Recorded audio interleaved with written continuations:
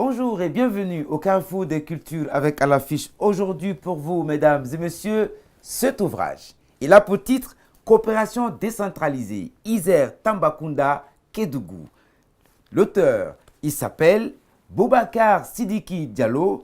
Il est avec nous, il a accepté et ça nous fait un grand plaisir de nous tenir compagnie tout le long de ce numéro. Mesdames et messieurs, le numéro parenthèse pour le compte d'aujourd'hui, c'est parti.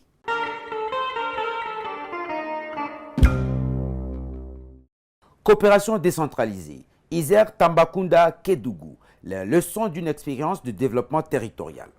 Cette expérience de développement à la base permet d'illustrer comment la coopération décentralisée vient soutenir les initiatives des acteurs locaux et contribuer au renforcement de leurs capacités et comment la décentralisation favorise la mise en œuvre d'un développement territorial par les collectivités locales.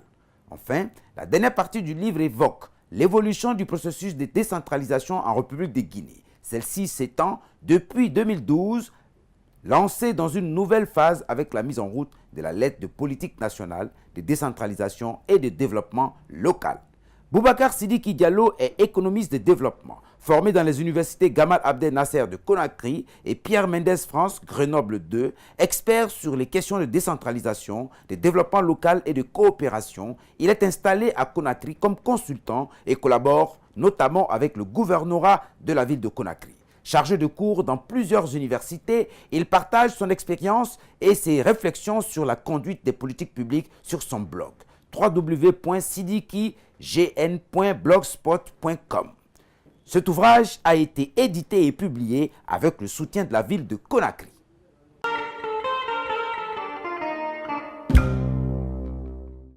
Bonjour, monsieur Diallo. Bonjour, monsieur Koné. Et je me permets de vous serrer la main parce que c'est un grand plaisir pour nous de vous recevoir sur le plateau de Parenthèse. Mais tout le plaisir est pour moi de participer à cette émission.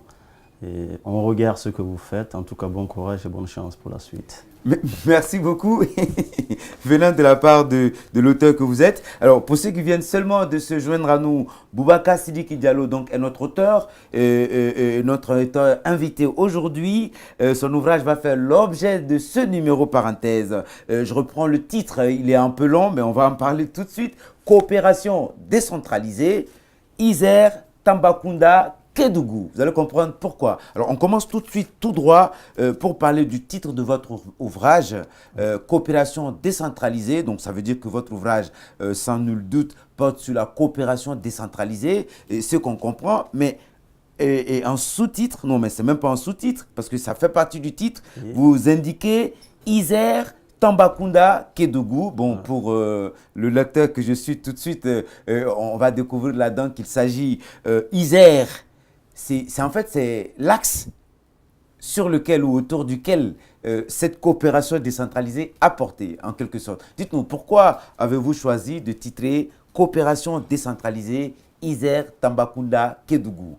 J'ai choisi de titrer ainsi parce que, en fait, ce livre est le fruit d'une expérience de travail autour de cette forme de coopération qui lie les collectivités locales de par le monde. L'Isère, c'est un département en France, là où il y a Grenoble comme capitale, qui est en relation avec les anciennes régions de Tambacounda et de Kédougou au Sénégal. Donc, à un moment donné, je me suis retrouvé, disons, dans ce champ pour pouvoir travailler avec l'ensemble de ces collectivités-là sur des projets concrets de développement au niveau des territoires du Sénégal. Et c'est vrai que le lecteur que je suis, hein, et puis bon, les téléspectateurs aussi qui nous suivent, vous êtes guinéen. Oui. Hein, vous êtes guinéen.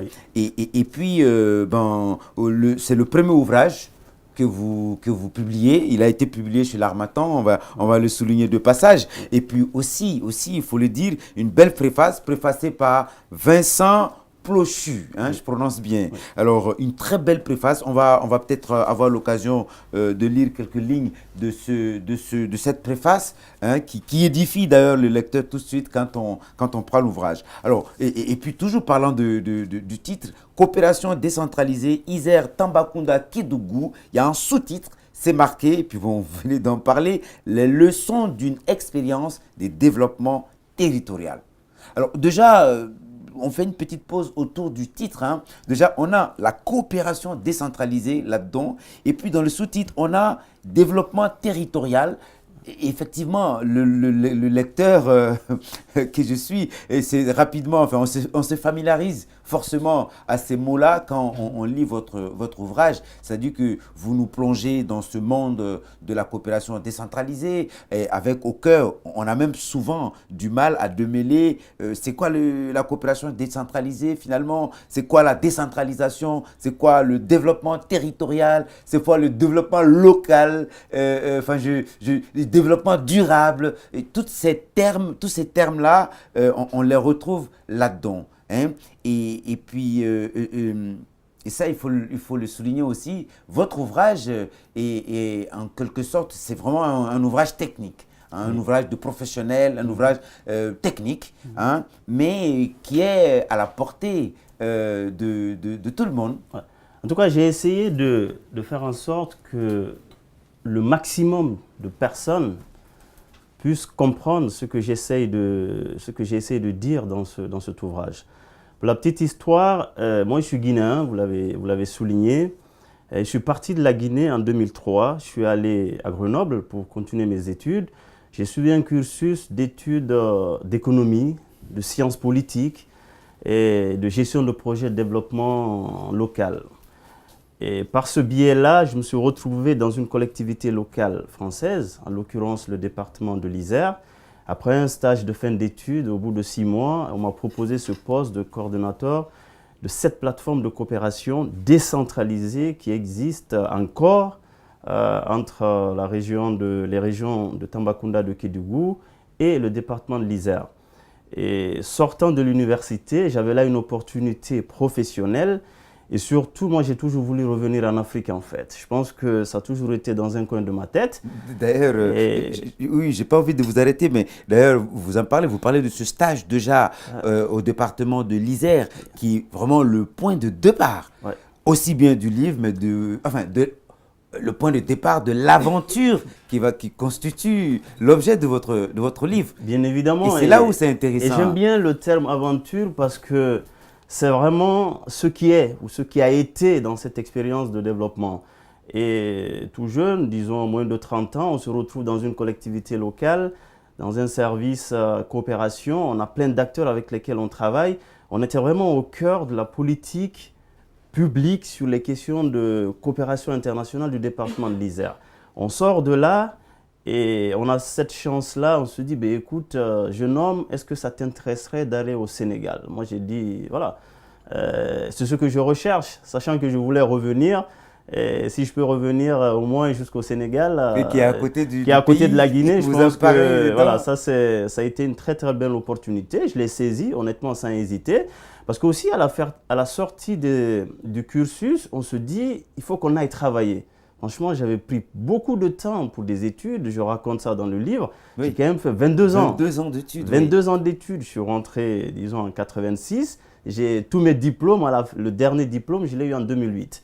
Donc je me disais, ça faisait déjà beaucoup, donc monsieur, allez-y sur le terrain. Vous êtes à un moment là. donné, il faut travailler. Voilà, à un moment donné, il faut travailler et puis vous discutez beaucoup de développement, de coopération, de l'Afrique. Vous avez là une opportunité. Allez-y et puis voilà. Donc c'est dans cet esprit-là que je suis revenu au Sénégal, que je suis venu au Sénégal. Mais il y a un passage qui est intéressant dans votre ouvrage. Vous dites que pour retourner, pour les étudiants guinéens en France ou en Europe, pour les étudiants guinéens, même africains, on pourrait dire, la question du retour fait beaucoup réfléchir. On se pose beaucoup de questions. Dites-nous en quelques mots. Mais bien évidemment, on se pose des questions parce qu'on se dit, quand on va revenir... Vous avez dit dans votre ouvrage que pour vous, la question du retour ne se posait pas. Vous êtes parti étudier en France avec l'optique de retourner au pays pour travailler. Oui. Donc ça, il n'y avait pas de problème. Mais c'est la question qui se posait, c'est comment je retourne, comment je fais, et toute cette problématique-là. Effectivement, moi je ne me suis pas posé fondamentalement la question est-ce que je devais revenir ou pas. Je pense que quand je suis parti, c'est comme si j'avais quelque part dans ma tête cette nécessité de retourner. c'est aussi le cursus que j'ai eu à faire. Quand on fait de l'économie de développement, c'est vrai qu'on peut être utile en France, mais je pense que ces pays-là, on a sont beaucoup plus en avance. Donc on pourrait être beaucoup plus utile ici, sachant qu'on a eu quand même des engagements à un moment donné, disons, de la vie universitaire avec le mouvement associatif. Donc on avait en fait ce fil conducteur-là.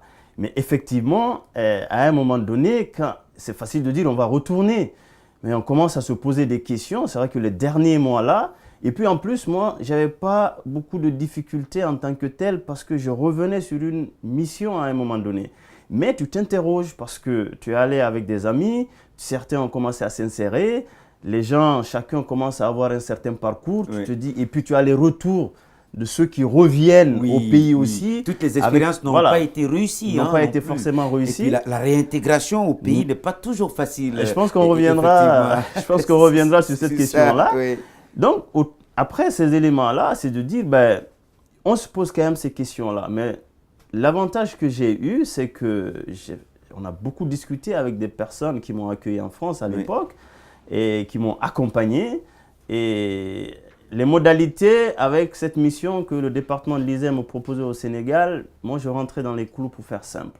Donc j'ai fini mes études, j'avais envie de retourner et je retourne avec une mission au Sénégal dans un champ qui m'intéresse. Oui, dans le champ d'application de vos études. D'application de mes études, le développement à travers la coopération. Oui.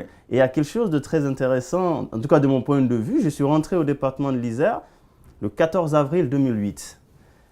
Je suis sorti le 14 avril 2009, j'étais dans l'avion pour la mission au Sénégal. 1 an, jour pour jour. Donc à un moment donné, un peu superstitieux, je me dis, waouh, peut-être que il y a quelque chose dans cette histoire-là. Et c'est dans ce contexte que je me suis retrouvé donc au Sénégal pour travailler sur cette plateforme de coopération. Alors, votre question sur... on va essayer de définir un tout petit peu, disons, cette terminologie. Oui. Déjà, en commençant par la coopération décentralisée. La coopération décentralisée, qu'est-ce que c'est? C'est une forme de coopération qui lie les collectivités locales dont les pays sont impliqués dans des processus de décentralisation. En réalité, la conduite des politiques publiques, disons en Afrique, notamment francophone, à partir des années 80, a fortement évolué. Et l'État qui a toujours été des indépendances, disons 20 ans ou même 30 ans après, était l'acteur principal de la conduite des politiques publiques. C'est lui qui concevait, c'est lui qui mettait en œuvre, c'est lui qui évaluait. On s'est rendu compte que cette forme centralisatrice, entre guillemets, a eu des effets très très néfastes sur les conditions de vie des populations parce que les gens s'attendaient à améliorer les conditions de vie, mais finalement, ça ne s'est pas passé comme prévu. Oui, ça avait des limites, ça montrait des limites. Ça montrait des limites. Oui. Et ce qui fait qu'à un moment donné, plusieurs États se sont lancés dans ces processus de décentralisation pour dire, écoutez, à partir de maintenant, on va essayer de responsabiliser davantage les populations à la base à travers la création d'entités infranationales qu'on appelle collectivités locales. Et on est même allé beaucoup plus loin parce qu'on se dit, ces collectivités locales-là peuvent, dans le cadre des conventions qui lient les États, à un moment donné, ils peuvent collaborer, tisser des partenariats pour pouvoir s'accompagner mutuellement. Donc c'est dans cet esprit-là que le département de l'Isère a commencé à travailler avec les régions de Tambacounda et de Kédougou. Donc ça a donné une plateforme de coopération décentralisée parce qu'il n'y a pas que le lien juridique.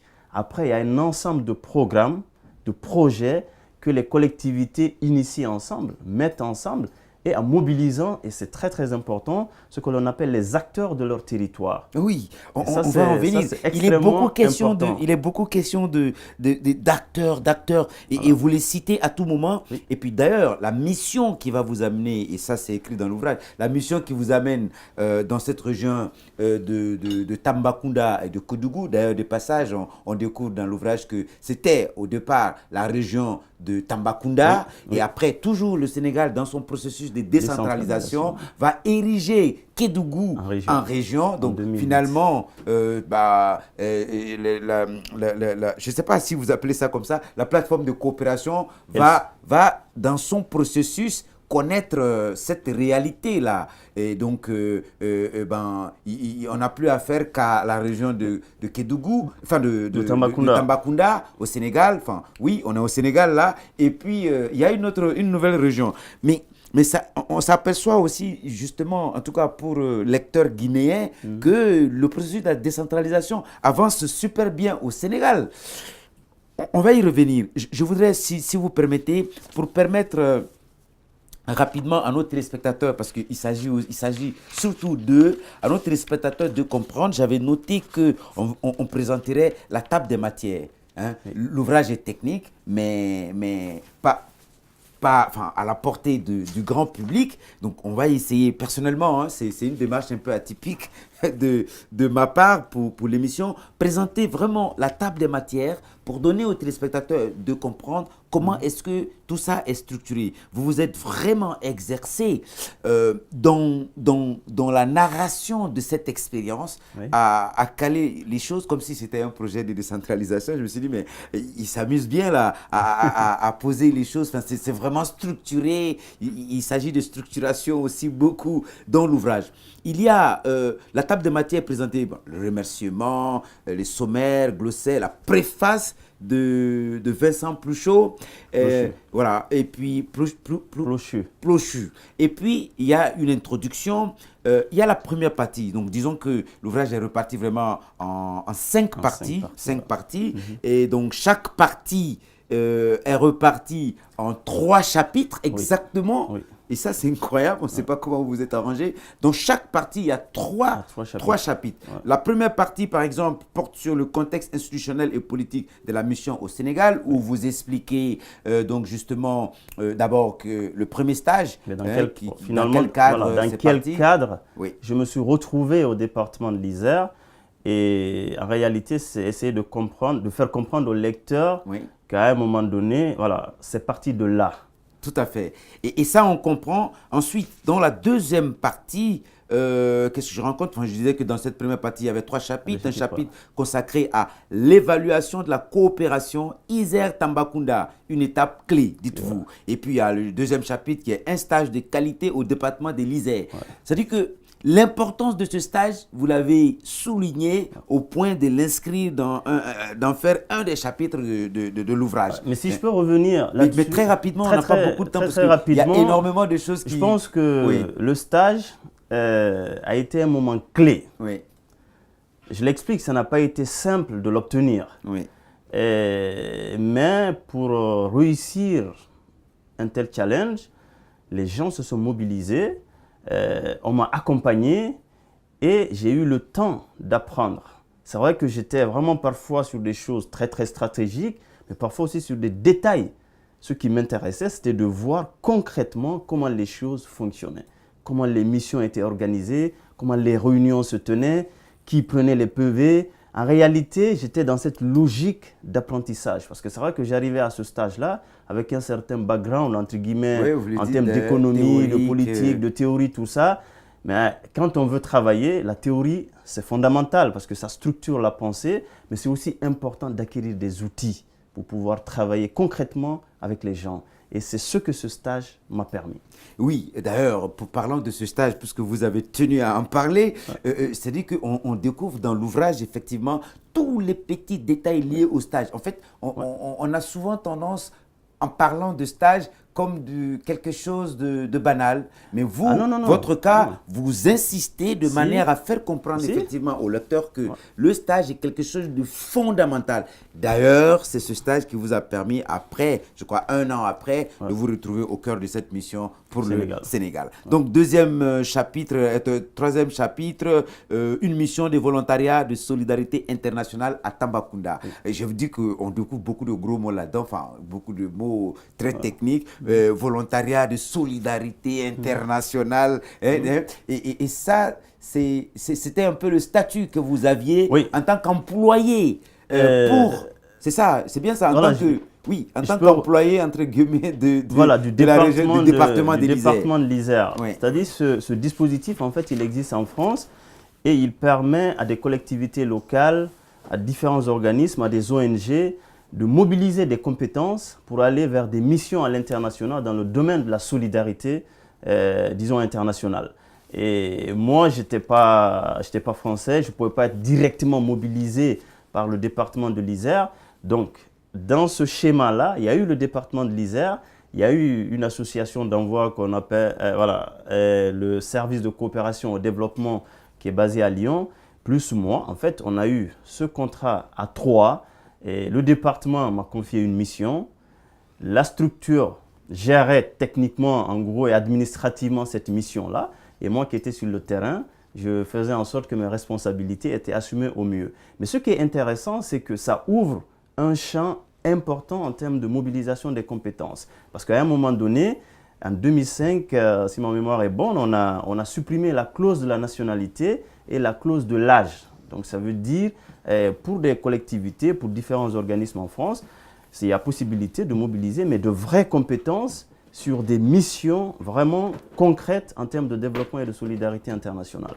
Développement et solidarité internationale. Alors, donc, coopération décentralisée, Isère Tambacounda Kédougou, les leçons d'une expérience de développement territorial. Voilà. J'ai réussi finalement à dire le titre au grand complet. Donc, je reprends coopération décentralisée, Isère Tambacounda Kédougou, les leçons d'une expérience de développement territorial. C'est le titre de l'ouvrage qui fait l'objet de notre numéro parenthèse d'aujourd'hui. Mesdames et messieurs, on vous salue de passage pour votre fidélité renouvelée à cette émission, à ce programme sur Espace TV. Donc, effectivement, l'auteur de l'ouvrage que nous avons est avec nous sur le plateau, Boubacar Sidiki Diallo. Donc, disons, après vos études donc à Grenoble, hein, et études d'ailleurs, on n'aura pas le temps de parler de tout ça, mais même ce profil, on aurait voulu dresser le profil de l'auteur, parce que ça permet aussi de comprendre justement toute cette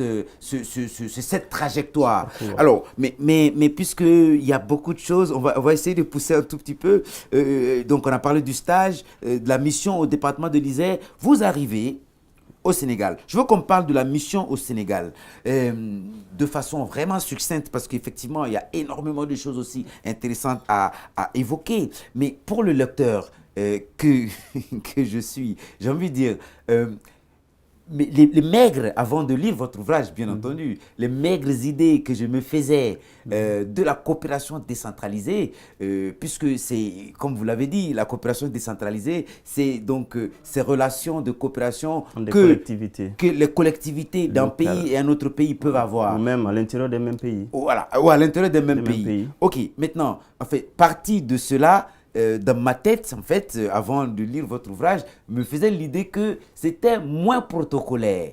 Vous comprenez? Vu que ce n'est pas la grosse structure étatique qui gère avec toute cette lourdeur, tout ce qu'on sait, mais c'est des collectivités qui trouvent dans leur collaboration des enjeux, des opportunités d'échanger et de se construire, de s'aider. Ça peut être de la solidarité. Mais là, dans votre ouvrage, on découvre que vous parlez de la contractualisation des relations, des engagements, pardon.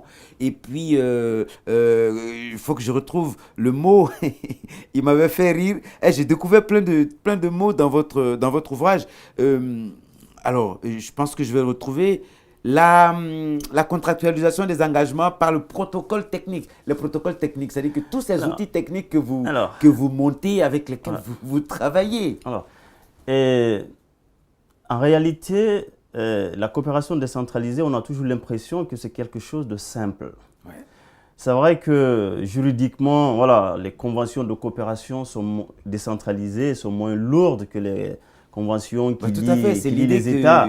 Voilà, on veut aller vraiment sur des projets concrets à l'échelle des territoires que les populations peuvent à un moment donné sentir l'impact. Ils peuvent sentir l'impact, Exactement, oui. ils peuvent s'en approprier. D'ailleurs, dans votre ouvrage, Voilà. et ça moi, personnellement, je l'ai aimé, vous dites quelque part que alors, ça me permet de parler de ça. Votre ouvrage, je dis que c'est structuré de manière vraiment à permettre aux lecteurs de comprendre, de cerner ce dont vous parlez, de la coopération, de la décentralisation et de tout ce qui peut être concept lié à cette forme de conduite des politiques publiques. Ouais, Ouais, c'est vraiment ça.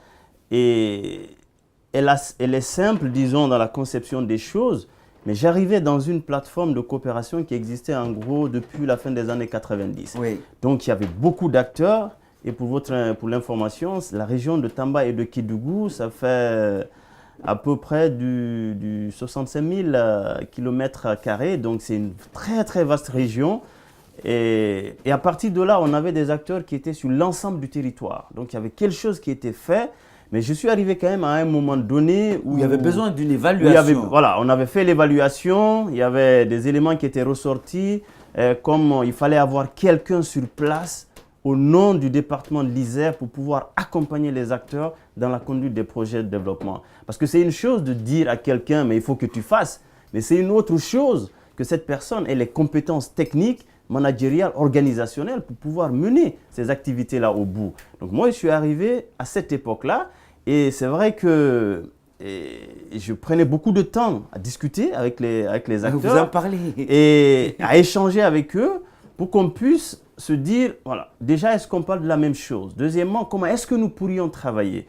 Parce que l'une des difficultés d'une telle mission, c'est qu'on sort de la faculté, on arrive dans un champ d'application au Sénégal où il y a beaucoup d'acteurs qui sont aguerris. Vous imaginez, vous travaillez avec des ONG, avec des collectivités locales, avec des services techniques, avec des projets et programmes de développement de l'État et diverses structures à la fois qui travaillent en France et d'ailleurs, dans l'ouvrage, au Sénégal. vous le signalez. Excusez-moi de important. vous couper souvent pour qu'on puisse se toucher à un peu de tout. Il y a tellement de sujets à évoquer que vous avez traités dans votre ouvrage. J'ai envie de poser la question de savoir, en fait, vous arrivez donc au cœur de cette mission comme... pour appuyer. Ouais. C'était quoi l'intitulé de votre poste? Ça, c'est chargé d'appui à la coopération. Quand on dit chargé d'appui à la coopération, qu'est-ce que ça veut dire concrètement, un chargé d'appui à la coopération? Et j'avoue que quand on était encore en Isère, parce qu'on a beaucoup discuté pour trouver le cadre d'intervention, et puis comment tout ça pouvait s'appeler, à un moment donné, on a sorti, disons, chargé d'appui à la coopération. Concrètement, je m'occupais des relations institutionnelles. Donc, je faisais tous les liens entre le département de l'Isère que je représentais au Sénégal, avec nos partenaires, les collectivités locales, avec les services techniques, avec l'ambassade de France, qui est l'un des principaux bailleurs de fonds de cette plateforme de coopération, mais aussi toutes les autres structures. Donc, pour faire simple, M. Isère à Tambacounda et Kédougou, c'était Boubacar Diallo. Oui. Donc, ça, c'est les relations institutionnelles.